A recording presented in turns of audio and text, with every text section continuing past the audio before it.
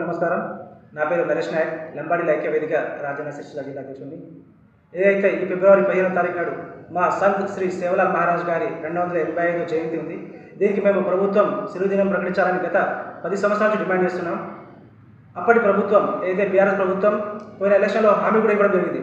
ఒకవేళ మా ప్రభుత్వం వస్తే మేము సంత్ శ్రీ సేవలాల్ మహారాజ్ గారి జయంతిని సెలవు దినం ప్రకటిస్తామని. అలాగే చూసుకుంటే ఇప్పుడు ప్రభుత్వం ఏదైతే కాంగ్రెస్ ప్రభుత్వం ఏర్పడింది కాబట్టి సుమారు 52% మంది మా గిరిజనులను ఏకదాటిగా వేసి కాంగ్రెస్ పార్టీని ఎన్నుకోవడం జరిగింది. కాబట్టి ఈసారి సంత్ శ్రీ సేవలాల్ మహారాజ్ జయంతిని ప్రభుత్వం సెలవు దినంగా ప్రకటించాలని మేము డిమాండ్ చేస్తున్నాం. ఎందుకంటే చూసుకుంటే దేశంలో సుమారు 3 కోట్ల పైచిలు గిరిజన జనాభా కలుపుతున్నాం. అదేవిధంగా చూసుకుంటే తెలంగాణలో 35 లక్షల మంది గిరిజనులు ఉన్నాం.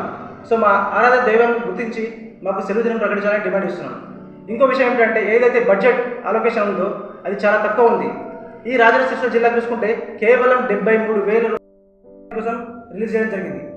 అదే కాన్స్టిట్యూన్సీ చూసుకుంటే సిరిసిల్లకి 49,000 వస్తుంది. మా వెమ్లాడ కాన్స్టిట్యూన్సీకి వచ్చే వరకు కేవలం 24,000. ఆ 24,000 కాస్త వెమ్లాడ వరకే ఉంది. గ్రామ స్థాయి వరకు ఆ బడ్జెట్ పోవట్లేదు.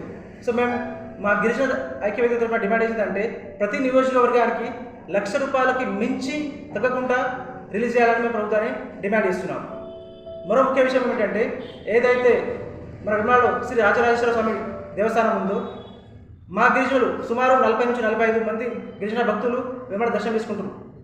దూర ప్రాంతం నుంచి ఖమ్మం కావచ్చు, మహబూబ్నగర్ కావచ్చు, వరంగల్ కావచ్చు, నల్గొండ కావచ్చు, అక్కడి నుంచే మా గిరిజన భక్తులు ప్రతిసారి వెమ్లాడ దర్శనంకి వచ్చినప్పుడు మమ్మల్ని ఫోన్ చేస్తూ ఉంటారు. ఇక్కడికి వస్తే మాకు ఇబ్బంది అవుతుంది, లేకుంటే పునరావాసం కోసమా లేకుంటే హాల్ట్ కోసం వాళ్ళు ఫోన్ చేస్తే మేము ఇక్కడ లోకల్లో ఉండి వాళ్ళకి హెల్ప్ చేయలేకపోతున్నాం. సో మేము ప్రభుత్వాన్ని డిమాండ్ చేసేది అంటే ఏదైతే పాలక మండలి ఉందో దానిలో ఒక డైరెక్టర్ పోస్టు మా గిరిజనులకు కేటాయించాలి. కేటాయించి ఉండడానికి వాళ్ళకి స్థావరాలు కేటాయించాలి, వాళ్ళకి